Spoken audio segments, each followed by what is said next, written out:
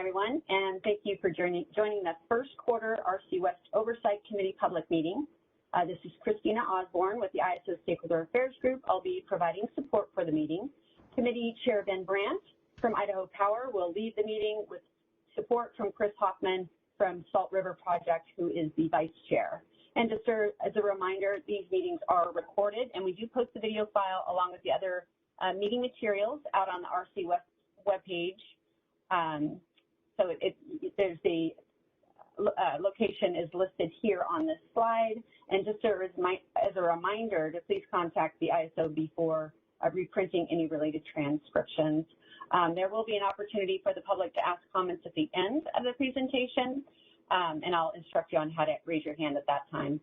What we're going to do is Ben's going to start off with roll call of the members, so we'll open up all the phone lines.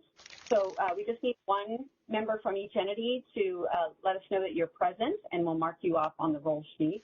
And then Tim Beach is going to cover the general RC operations updates. I have Kathy Fernandez here, who's going to provide updates on the RC procedures since we last met in November, and then Rachel Melton will provide an update on the RC metrics. And then we have some updates on the real-time working group, which Tim will cover, and then Tricia Johnstone is going to provide an update on the cold and extreme weather joint task force. And then, like I said, we'll take questions from the public at the end. If any of the committee members have questions, what we'll do is we'll kind of pause after each of the topics, and we'll have you raise your hand. During roll call, we are going to open up all the phone lines, as I mentioned. So just a reminder to please manually mute your line unless you plan to speak. So with that, I'm going to go ahead and pull up the roll sheet, and then we'll take roll call. So, Trias, go ahead and open up the phone lines, please. Yes, Christina, I've opened up the phone lines. Oh, they're open. Okay, thank you. Thanks. Yeah, no problem. And you confirm that you can see the spreadsheet here? Yeah, I can see it. Yes, I can see it. Oh, great. Okay. All right, we'll go ahead and get started with the roll call. First up, Arizona Electric Power Cooperative. Do we have a representative?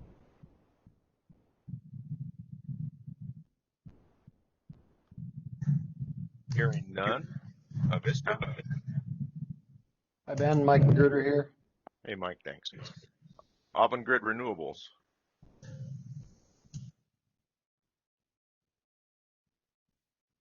Do we have a representative from? Just a reminder here. Actually, sorry to interrupt. Just a reminder here. If you're on mute, please make sure to unmute your line and then proceed. I have unmuted all the lines. Thank you. Sorry for the interruption. If you have trouble with the audio, opening up your audio, you can also send me a chat. Just let me know you're present, and I'll mark you off in the roll sheet. So, sorry, go ahead, Ben. All right, Avangrid. Okay, I'm not hearing anyone from Avangrid, so if you're on, go ahead and send something to the chat. Arizona Public Service.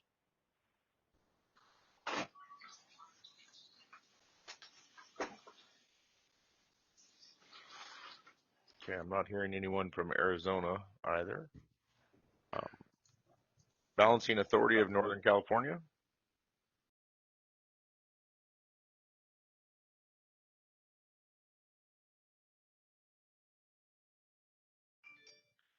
All right, I'm just going to hang tight there for a second. Christina, do you think? I think it just unmuted, so people can start. Yeah, there was. Was that Banks? I'm sorry. So it was April 18th. All right, let's start over. We do have some folks maybe with some background noise, so all the lines have been unmuted. If you are going to answer in for the roll call, then you'll need to then you can unmute yourself. But if you're not, go ahead and mute your line so that we don't have any background noise, if you would, please. Thank you. All right, we're going to start back at the top. Arizona Electric Power Cooperative.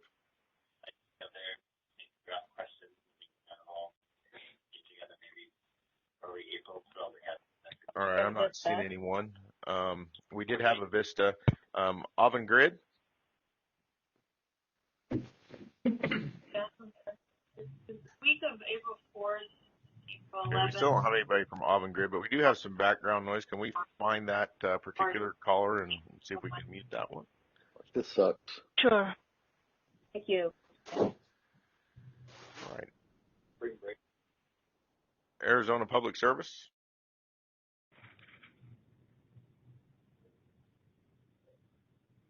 Okay, hearing none. Balancing Authority of Northern California, Bank. And Jim Shetler reached out to me. He said he might not make the public session. Okay. If anybody else is represented, yeah, go ahead. PA. Yeah, Chris Sanford's here. Thank you. We have representatives from the CAISO. So Sanasi. Good morning, Gabriel Santillan with Senase. Thank you. Chelan County PUD.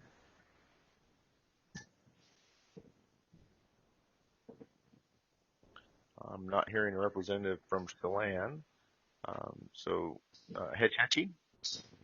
Hetchy is here. Thank you. City of Reading.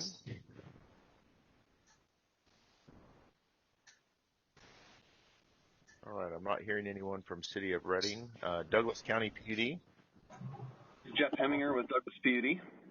Thanks, Jeff. Grant County PUD.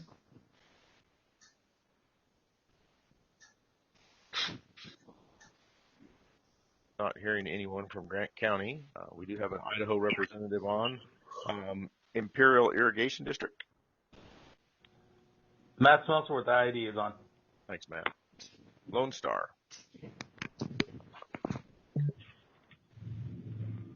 All right, not hearing anyone from Lone Star. LADWP. Glenn Berry is here from LA. Thanks, Glenn. Los Alamos.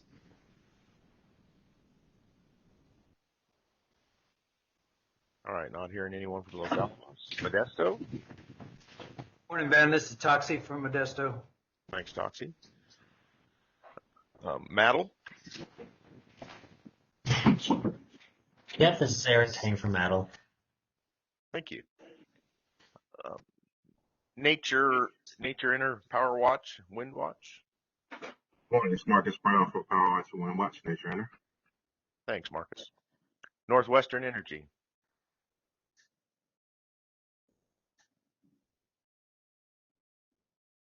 Okay, I'm not hearing anyone from Northwestern. NV.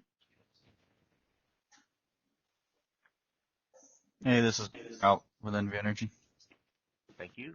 Pacific Core.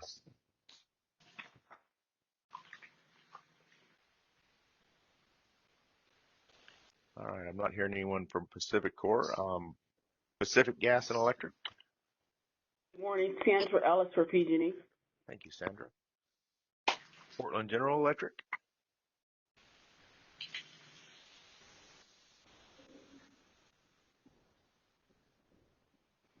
I'm not hearing anyone for Portland General Electric. Public Service of New Mexico. This is Corey McAllister for Portland General. Oh, thank you, Corey. Public Service of New Mexico. Manuel Sanchez. Thank you. Puget Sound Energy. Hey, Ben, Evan Sorrell from Puget. Thanks, Evan. All right, we have Chris from Salt River. Southern California Edison. Hi, Ben, this is Tony Edison with SCE. Thank you, Tony. San Diego Gas and Electric. Ali Yari for SDG&E. Thank you. Seattle City Light.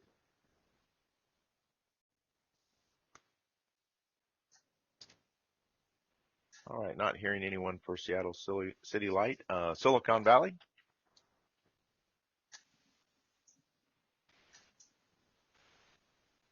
All right, not hearing anyone for Silicon Valley. SMUD.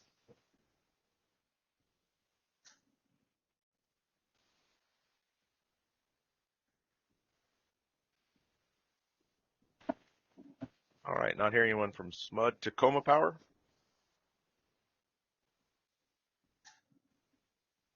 Byron Williamson with Tacoma Power. Thank you. Chris, Snohomish, we skipped over there. Oh, thank you. Snohomish PUD.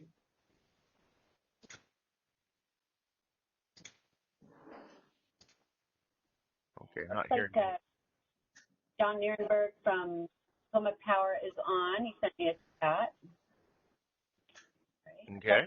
And Christina, looks like we have one caller in the queue who have raised their hand. Do you want me to unmute their line? Sure, I think it's Ted. Is it Ted Miller? Yeah, yes. Go ahead. Okay, sure. Please go ahead. Your line is unmuted. Hello, this is Saeed. Yes, this is Ted Miller, City of Reading. I'm not a call-in. I'm on the WebEx. Thank you. Ted, let me make sure that, I see that you sent your information as well as Kathy Downey. I think Tri-State is where we left off. We haven't called for Transbay Cable yet. Oh, sorry. So okay. Transbay Cable. Got it. Thank you. Not hearing anyone. Tri-State. Pete Carmen with Tri-State's here. Thank you. Turlock Irrigation District.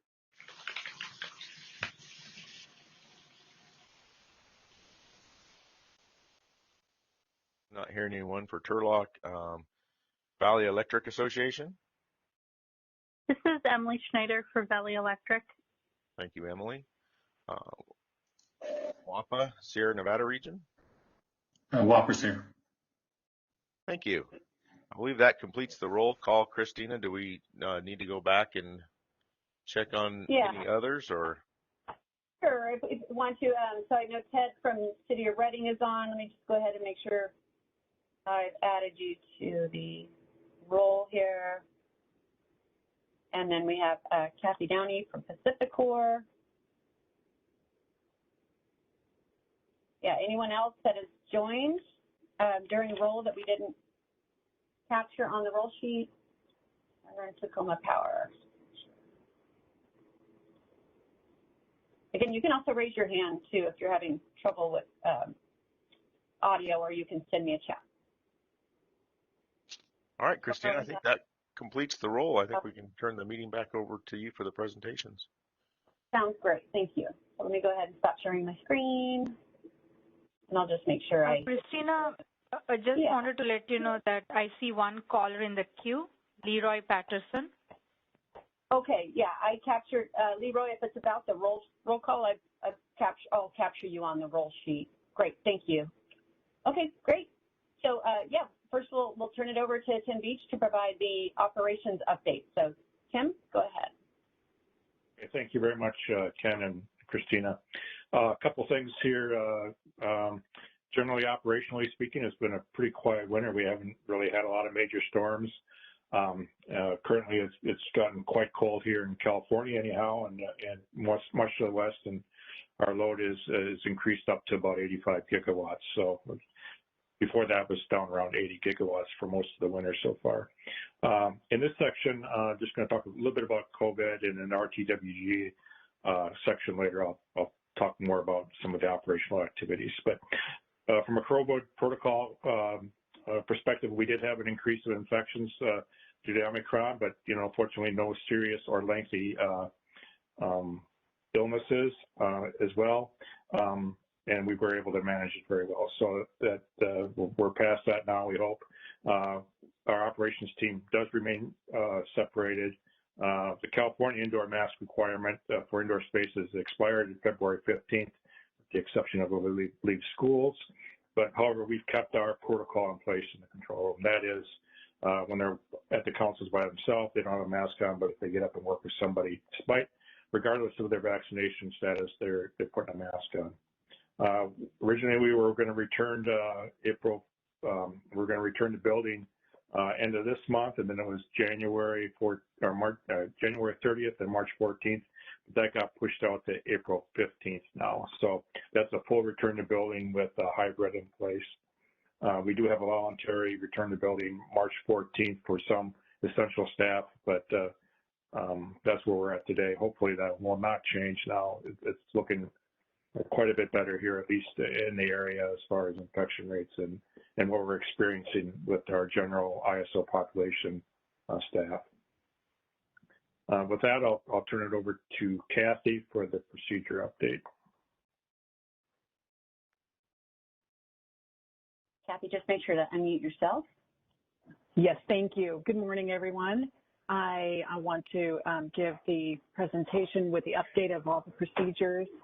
The recent updates, we've got RC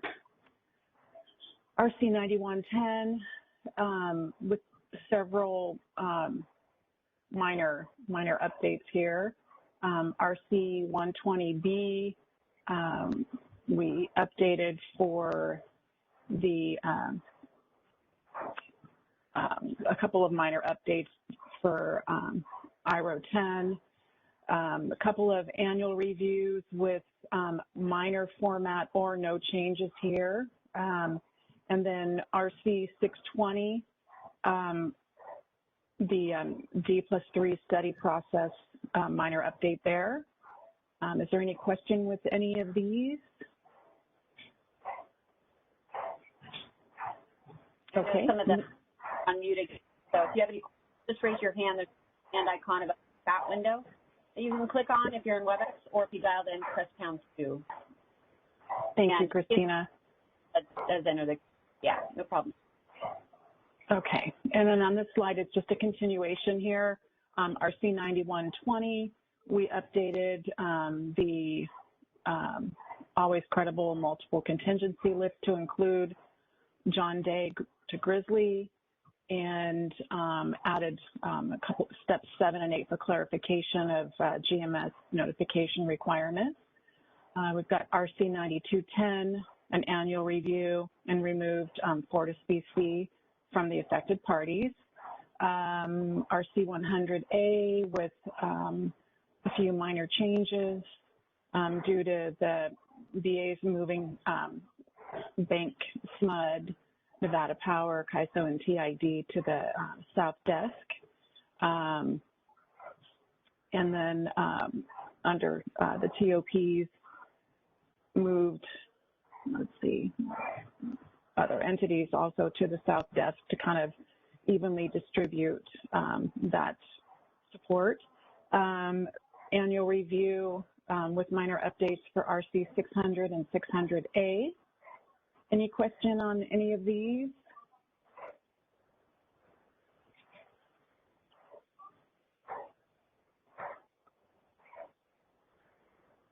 Okay, and then we've got here the upcoming updates. Annual reviews for RC 120, 120A, and 120B with the addition of EIM go live changes. And that's expected to go on 5/3 at this point. We've also got some minor updates for RC 310, the mitigating SOL and IROL exceedances procedure. And then annual reviews for RC 330, 330A, B, and C. We're waiting for responses back from neighboring RCs, and that is expected to publish on 4/1. Any questions on any of these? Okay. And then we've got a few other minor updates for RC 540, just for clarification, and 540B, a couple of minor updates. Periodic review for RC 610, and then for RC 9000, clarified instances of the TOT2 with WEC path numbers, and then clarified the PDCI operation and northeast-southeast separation. RC 9540, adding Appendix C for ambient temperature ratings for the S line, and then added some notes in a couple of other sections. And then an update for RC 9550. That update is pending. I don't have the details on that yet. Any questions on any of these? Looks like we have Brian Pauling in queue, and then I also saw John Nierenberg. I don't know if you still have a question, John, but you can click on the hand above the chat window if you want to enter the queue. Put Brian first, and then we'll go to like John's re-entry. So, Brian, go ahead. Questions. The Your first line is unmuted. Thank you. Can you go back to slide 8 for me? Okay, Brian, what was your question? Yes, I'm looking at the desk changes. So yes, for okay, RC 100A. Please move to south desk. I've got what I need on that slide. Now, my next question is, if you go back to, I think it was 11 you were on, or 10, you talked about ambient ratings. Are we going to have a more detailed discussion about the implementation of ambient adjusted ratings as discussed or as issued by the FERC notice in December? Oh, good question. Tim or Samson, do you know about the discussion for that? That was for RC 9540.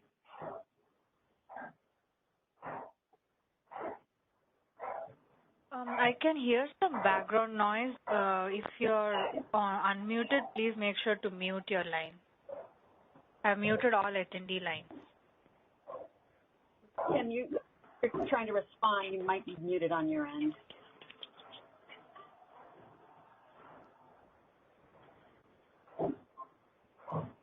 Yeah, I apologize, Brian. I don't have that information, but hopefully That's Samson fine. or. Sure, I can have that discussion at the executive session. Yeah, Tim here. Can you hear me now? For some reason I was going to mute and it was put right back on mute. So, and so don't think it's me. Anyhow, yeah, the ambient rating discussion. We do have an agreement on that system to use for the S line, but as far as NOPR is concerned, that was issued and broader impact of that, yes, we will be, undertaking a larger project here at ISO on that, but also we're looking at enhancements within our EMS and EMA systems to receive dynamic ambient temperature ratings via ICCP and implement those into the EMS and the EMA or RTCA. Right now, for those facilities that are rated or operated with dynamic ratings, we use a summer or seasonal limit, but then as it presents itself in RTCA or in real time, the RC has to check with the TOP to verify the limit before taking action. Of course, that's, the longer we go without having those dynamic limits automatically consumed by EMS and RTCA, the more work that is for the RTCA, especially as more TOPs come in compliance or address their actions related to the NOPR. So we do have quite a bit of work going on with that, and our intent is to address it in real time first, and the broader implications of how to use those dynamic limits in the OPA, day-ahead studies, that type of thing, is going to take a little longer to address. But we don't want to hold up the real-time implementation for decisions in that area. So I hope that helps. It does, Tim. I just would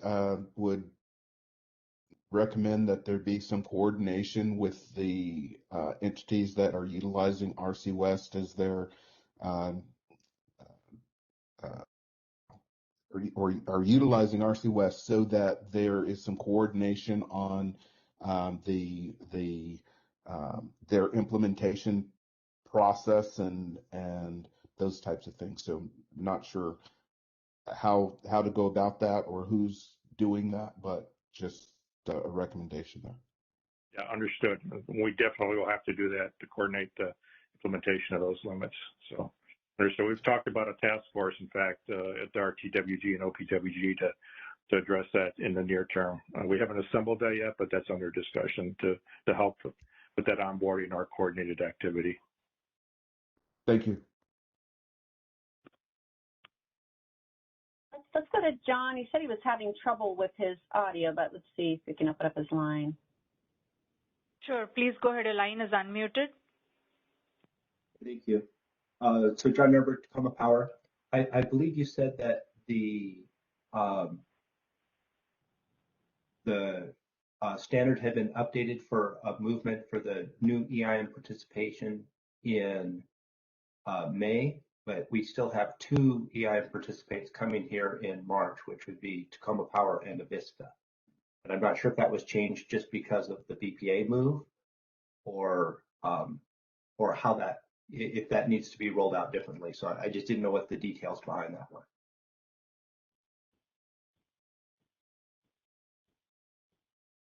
Forget which RC number it was. Back on page 7, I think.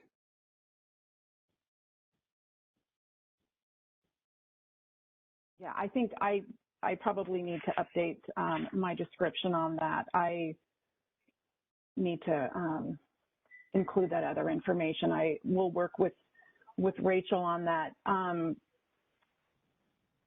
Rachel, for that change, sorry to put you on the spot here, but for that RC 120B, is that 5/3 date correct, or is there another change for Tacoma and Avista? Right, that change is just for 5/3 in coordination with adjacent RCs for that. Okay, thank you for clarifying that. Does that answer the question there? I apologize. Yeah, I guess so. That means it was the changes was only made for BPA for 5/3, but Avista and Tacoma still remain on the March 2nd timeline for the compliance there. Yes, the change in the procedure is specifically for that other BPA update. Okay. To make it really clear, this is Tricia Johnstone. So it's actually not the BPA update that's driving it. It's actually the fact that Tucson is coming into the Western EIM on the same date that BPA is, and Tucson's under a different reliability coordinator. So we specifically have to make a change in the data specification on how we're receiving the Tucson data, which items are going to be coming direct from them versus via their RC. So the other Western EIM changes for Tacoma Vista BPA didn't require any changes to the data specification. Great clarification. Thank you very much. Thank you, Tricia. Perfect. I'll have to talk with you after. Okay, were there any other questions for the slide?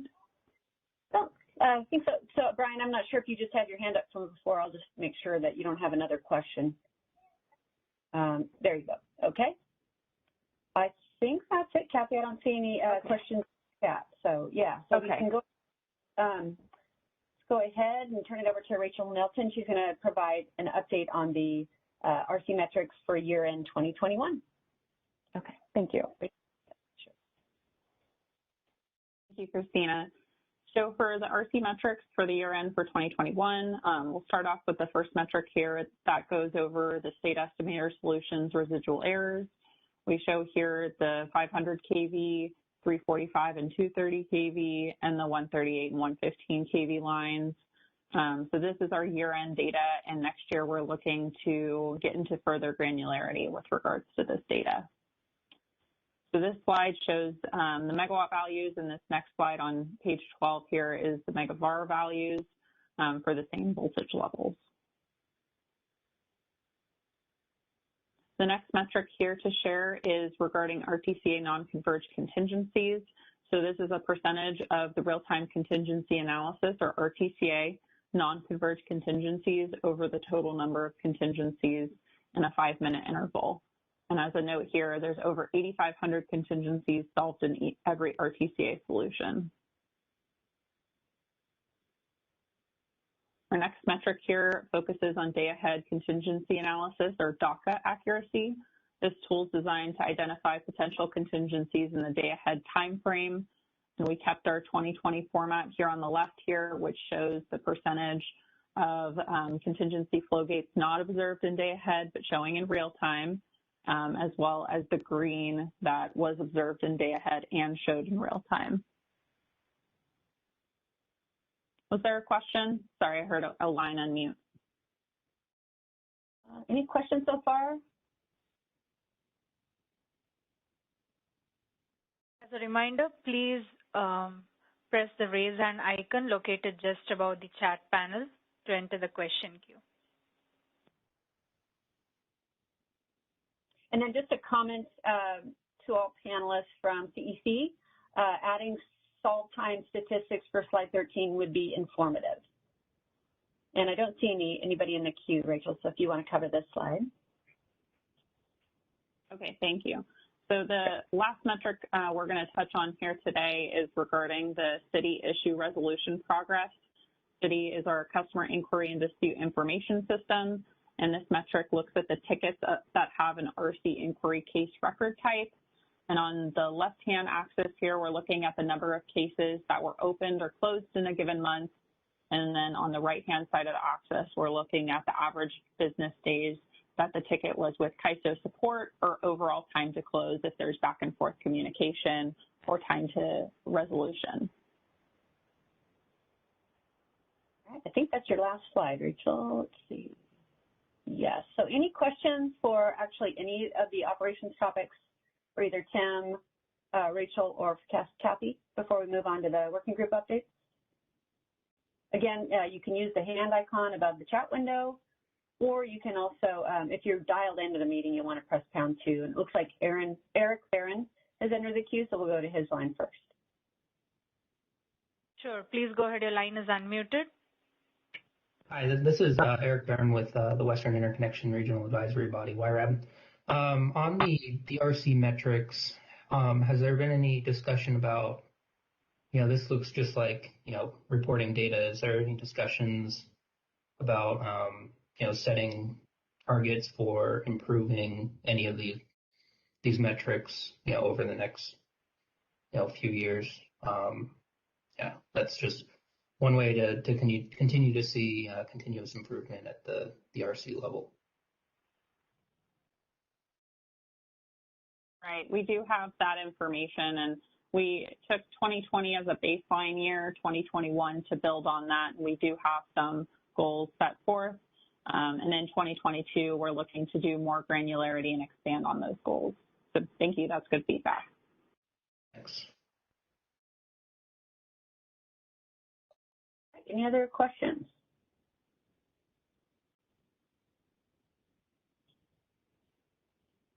Okay, thank you all.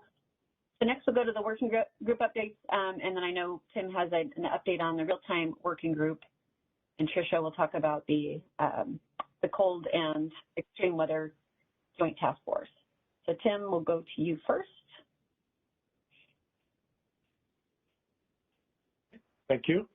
Yeah, a few things on the RTWG update. So we have formed are forming an RTWG, OPWG joint task force to look at voltage violations, improvements in that area, and I'll talk about that in a little bit. We have some wildfire coordination efforts going on, and also with the larger WEC interconnection, particularly RC to RC, and then also we're preparing for our RC West Readiness seminar. I'll talk about that more in a second. So next slide, please. So the members of the Joint Voltage Violation Task Force is comprised of RTWG and OPWG representatives. Our goal here is to improve our situational awareness around voltage as well as, in particular, those in the high voltage area. The scope of the task force is to review the methodology, voltage methodology in the RC West SOL methodology procedure, making necessary improvements and revisions to align operating practices with the methodology. So that's with respect to the limits. Typically we look at, in generic terms, we talk about high voltage limits, and I'll talk about that rather than the low voltage side. But we talk about usually 105% of nominal is the normal limit, and then 110% is the emergency limit. There are some exceptions to that, but generally speaking, that's what it is. And sometimes that normal limit gets defined as an SOL. Really, in practice, it appears that this is really more of a control point where either the voltage in real time or a contingency issue shows voltage at 105%, but less than 110%, and that's when a TOP undergoes reactive changes on their system to control that voltage. So we really want to align our the operating practices with the TOPs with what the methodology says. So that's one of the scope items. And the second one is to develop an implementation plan based on what that those improvements or revisions are and that alignment achieves.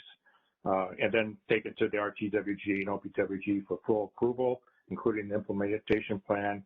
If there's a change in the RC West status specification, that needs to be addressed as well, and then complete the implementation, disband the task force. We haven't had a date yet on that. We're going to get the whole team together, our task force together, before we define what that date may be. Any questions on that? If anybody's in the queue, you can also send your questions in the chat if you feel more comfortable doing that. So if you do have a question, you can raise your hand using the icon above the chat window, or if you just dialed in, press #2. But so far, I'm not seeing anybody in the queue, Tim. Okay, let's go to the next slide then. Let's go one more slide down, please. So wildfire coordination, just a couple of things here, in July, one of the lessons learned out of 2021, actually earlier in 2021, in April timeframe, was we just really needed to increase coordination with our TOPs regarding wildfires and some of the impacts, in particular impacts that would happen if a facility is lost to wildfire and caused RAS activation. An example of that would be the high RAS gen drop for coil lines or lines in the Oregon area. Highlights of that were, RC and TOP will coordinate when a wildfire is detected. So we have some things in our procedure that, either the RC or TOP, whoever has or becomes aware of a fire near their system facilities, they'll contact the other and discuss it. Determine the threatened facilities. Determine if RAS will be triggered for lost facilities. Determine if steps are needed to prevent RAS operations or reduce its impact. And, again, an example is, maybe we don't want to lose a lot of RAS gen drop due to RAS action, maybe because of a stress system condition, and system could be postured to prevent that. And then notify impacted entities of any potential RAS actions via GMS. So we have all those in our procedure. We did some functionality improvements to our wet threat monitor, which I believe we showed you a demonstration of last year, where we can detect fires that are close to RAS or close to lines, alarm the RC to that potential RAS action, and then initiate the discussions going forward. Other wildfire coordination activities, if you go back a slide now, please. Another thing that became apparent last year was in particular due to a fire that happened in British Columbia, where 3 lines were lost and shook the interconnection frequency pretty good. And it was really not known that the fire existed in that area. So we identified that the reference document for the RCs to coordinate with each other. That is out for, that draft scope is out right now for review amongst the RCs. We'll be talking about that very shortly. Within that scope, there are several items. One is to identify how the RCs are currently identifying and monitoring wildfires. Try to develop some consistency with that, and sort of the distances we become concerned about. Identify how the RC study the impacts of fires. Make sure that they're incorporating any RAS, gen loss, that type of thing through the means of study. Determine what information or impacts should be shared with others. So when you do have a fire that's going to cause RAS action, for example, make sure you're communicating that with others, and develop a reference document for that, of course. So that's an item that we have that draft scope's out, should be kicking off pretty soon amongst the RCs. Another item we have that we're working on is with the Berkeley Livermore Labs. They have a cryogenesis research project going on. And they invited us to a demonstration last year, and we're going to actively engage them more to either develop the tool further or get access to their data. But one of the key items of that is that when you have a fire that's established, they can work with they take in data input from the weather forecast, humidity, wind, all those things, fuel in the area, and they are able to predict where the fire boundary might spread, not for an established fire. But that's valuable, when we think about the Boot Lake fire last year, although, some of the, utilities do have those tools and we're pretty accurate at forecasting the growth of it. This would be more of a hard data source for that type of forecast for the change in fire perimeter and the facilities that might impact. What we'd like to see is, and we understand they're not quite there yet, is to be able to get that data forecast down to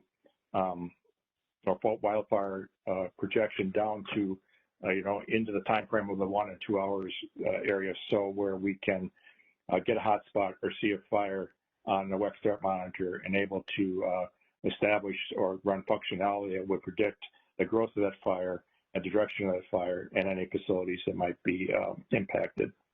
So we're working on that. I've included the link here in the presentation if you want to look at that further. So we're actively engaging in conversations with them right now. Next. Somebody's hand, there's Christopher Sanford is an accused. Do you want to go ahead and take his question now? Sure. Okay. Sure. Let's go. Please go ahead. Your line is unmuted.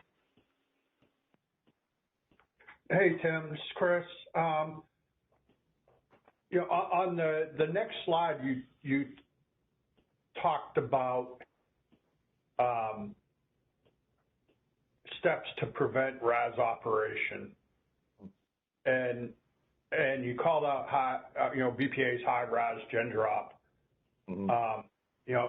I definitely acknowledge that a high gen drop event is impactful, but reducing Northwest AC intertie to 1,400 megawatts from 4,800 megawatts because RAS might happen sounds like something that might be worse than right. having a RAS event. Maybe not to me, but maybe down to California. Yeah. So couple items on that. Agreed, Chris, wholly. Especially on a peak day. That's why you have to just really look at it, and understand what the impact's going to be, right? And if the utility is, depending on that RAS, that gen, it might push them into a BCE or something like that event.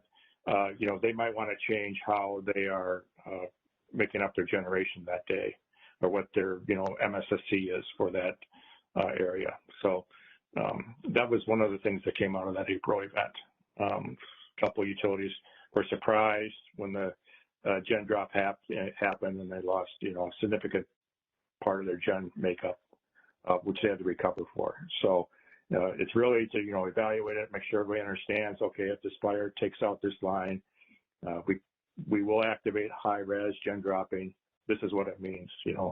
Do we need to do anything about that? Many times there might not be anything we can do. Just that everybody has to understand what the risk is, and then balance their risk, with what they actions they can take individually if they need to. Does that clear it up or help? Yeah, it really seems like, some commercial decisions need to be made it related to this as far as utilization of the path. If they don't want gen drop, they shouldn't be using the path. They shouldn't be using their capacity. And that needs to be a consideration, I think, is just the commercial aspects of how the things are done. I will say I've always been surprised over the comments that people don't know that their gen is armed for RAS. Everybody who we arm, we provide ICCP data that they know that they're armed. I don't know what they do with it, but I just, I'm wary of just, we spent all this money over the decades building all this remedial action to maximize transfer capabilities, but every time we think it might go off, we're wanting to reduce the flows. I'm like, yeah. And like I it said it's not a hard decision, and we definitely would be putting any commercial decisions in the hands of the VA that would be impacted by that decision. That's something an RC is not going to do. They are going to look at the the reliability result of that high RAS gen drop, frequency or that type of thing, but we have to consider that type of activity. But sure. Well, commercial decision is in the hands of the VA to make. All right, thanks, Tim. You're welcome. Yeah. Is that clear? Okay, looks like we have another question. Please go ahead, your line is unmuted. Yeah, this is Ali Yari with SDG&E. In general, I agree with the statement that was made is that, RAS are there by design and to rely on, and system ought to be operated based on understanding that the RAS will operate for certain contingencies. However, I think during wildfire conditions, we ought to coordinate, we ought to redispatch and be ready for losing the lines. And I think just given the number of times and the duration, operating the system in a more conservative manner, I personally think that is the right thing to do, and that's what we do here down in San Diego. So I just want to, basically reiterate the fact that I agree with RAS utilization throughout the year. I don't think we ought to restrict system operation to prevent RAS operation. However, during the wildfire condition, it's a different story, and operating, a bit more conservative, in my opinion, would be the right thing to do.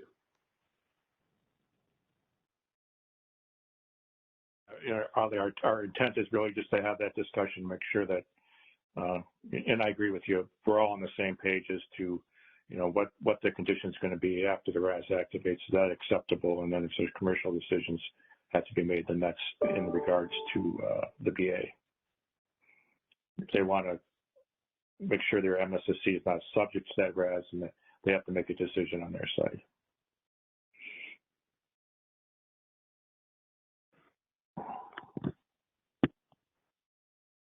See if we have any other questions. I don't see any. Ellie, did you have any other questions? I see your hand is still raised. I just want to make sure.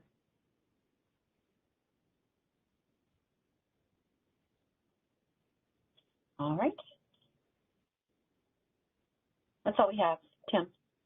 Okay, next slide. Yeah, summer readiness. Thank you, Christina. We are preparing for our summer readiness webinar. We held those last year for the first time. We're repeating it this year. Last year we held 3 for the different areas. It was basically the same content for each of the calls, each of the webinars. So we've consolidated into one this year. Hopefully good discussion during that. We'll go over that weather. Amber Motley, our meteorologist here at ISO, she'll go over the weather outlook for the West, or a delegate. I think she had somebody do it last year, but her group will take care of that. We'll look at the wildfire. We'll look at the outlook on that. We'll review the WEC threat monitor we have for doing that. We'll review the open loop event recommendations that came out of the open loop report, which we'll talk about later in the executive session. In summer 2023, not this year, but just to let you know, in case there's a question regarding this, we'll do a seasonal assessment from our OE group on the areas. Raja has committed to doing that for 2023. We'll review our IRO and stability limits and any changes that have taken place with those since last year. We'll review our emergency procedure steps, EA steps, for example. We'll review any new operating guides. We have one, and we'll probably have 2 or 3 by the time we hold the webinar as well.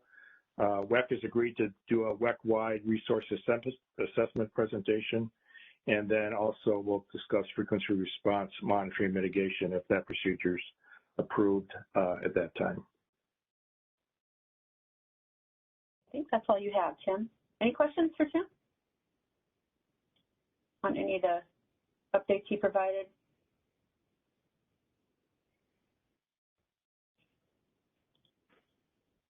Okay, thank you, Christina.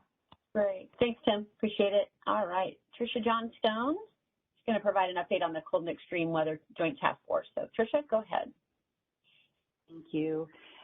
So just a reminder, we did talk about this at the Q4 meeting, that we decided to form a task force to look at the standard changes that are coming April 1st, 2023, impacting EOP 11, IRO 10, and TOP 3.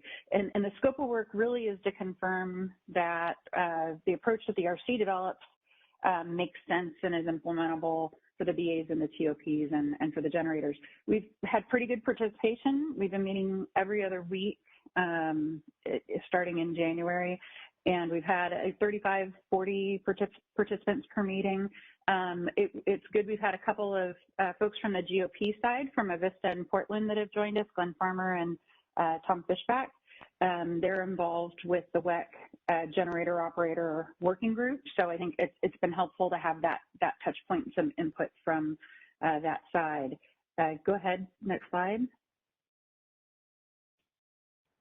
So one of the things that we found in November, ERCOT actually published some winter readiness materials on its public website, and one of the things that they're doing with the entities in their area is they've got a report form that all the entities need to submit and attest that they're prepared and aware of what their facility capabilities are. And part of that form included some resource attributes that the task force is considering adding to our data specifications to collect.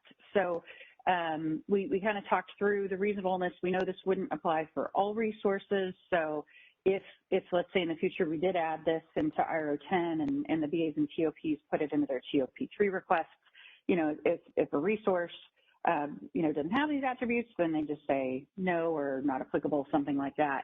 And our thought on this is that none of the BAs or TOPs, including CAISO right now, really have a good database structure for collecting and maintaining this information. It seems like the consensus is that everyone would have to develop something in order to house this data for all the resources in their area. So talking with some folks internally at CAISO, we've got folks that work in our model and contract implementation team very closely with the modeling data and the master file data. We would probably create some, I'm going to call it a prototype type of database or form where if the RC and the BAs and TOPs use the same type of form for collecting information, then we would have it available. So if there is a forecasted extreme weather event, we would be able to query it and be able to see, hey, what is our potential risk? If temperatures are forecasted to get below a certain value in a particular area. We wouldn't be able to confirm for sure that those are translating to outages or to derates until that data actually starts coming in through the outage submission process, but at least it would allow us to look at the potential risks. The other thing that came up, the question down at the bottom here for the entities that are in the Southwest area, they also asked, would we consider also collecting data regarding limitations due to extreme heat at the same time? So, when you think about in terms of resources are built really to withstand the conditions in the region where they're located, if we get extremes going in the other direction that they're not built for, it may be worthwhile to also collect that data at the same time. So next slide. So we discussed this at the WEC Generator Operator Working Group on the 9th, and then Rachel introduced the topic at the WICF Generator Forum on the 15th. And it sounds like if we go down this path of sending out a survey to the BAs, TOPs, and the generators to talk through the feasibility of collecting this type of data, that might be a good way to go. And it sounds like the generator community is appreciating that we're kind of thinking through this process on what kind of data we might be looking to collect. So really what I wanted to kind of check in with the Oversight Committee here, kind of as we proceed forward with the survey and start providing updates out to the working groups, and in particular data exchange, ops planning, and real time, does the Oversight Committee feel like we are canvassing this pretty well, or is there anything else that you might like the task force to explore before we proceed with the survey and eventually hand this off to these other working groups to finish off the implementation? I think that's your last slide, Tricia. I think so. Yeah, any questions? I'll just give it a moment. Again, you can click on the hand icon above the chat window. If you just dialed in, you want to press pound 2.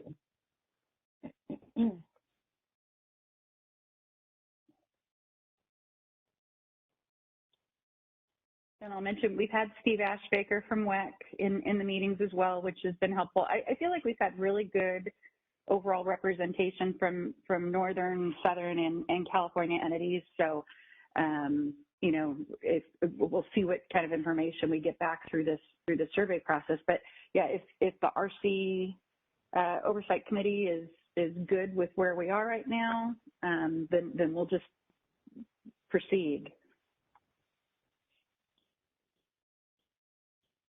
All right. All right. Well, thanks for all your work on that, Tricia. And looks like we're well on the path there. So thank you. Thank you. That's all, Christina. Okay. Yeah, I just wanted, so there was one question in the chat. I just, I'll read it out to the rest of the group, and then if somebody from operations can respond. But CEC had asked, should there be an expectation with the real-time working group update summer readiness webinar? Will it be calendared and open, perhaps with view-only participation to the public? I just wanted to. Sure. Yeah, thank you, Christine. I can. The RTWG version of the summer readiness does contain specific discussion about some operating guides, reliability limits, those type of things that wouldn't be appropriate in a public forum. Last year, we did take some requests for summer readiness updates from YRAB, for example. We held a redacted webinar with them and their staff or that group just to go over our summer readiness efforts there in more general terms, and we'd be open to those requests this year as well. Thank you, Tim. Hopefully that was helpful, Chris. I don't see anybody in the queue, so let's go to future agenda items. See if any of the members have any items they would like to talk about at the May meeting. Feel free to raise your hand. And Ben and Chris, I don't know if you have any feedback on this.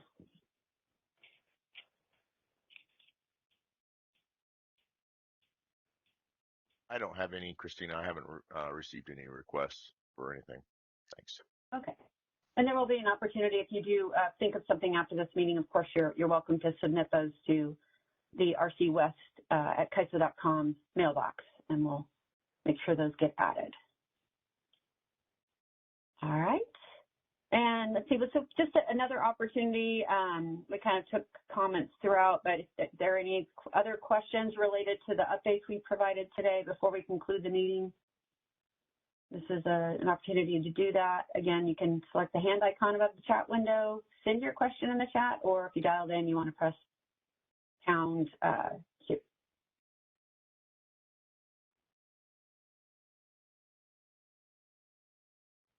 All right. I'm not seeing anybody in the queue. So next, just for the RC Oversight Committee members, we do have the executive session. It was scheduled for 11. So we're actually going to plan, since we wrapped up early, let's plan to meet at 10:40.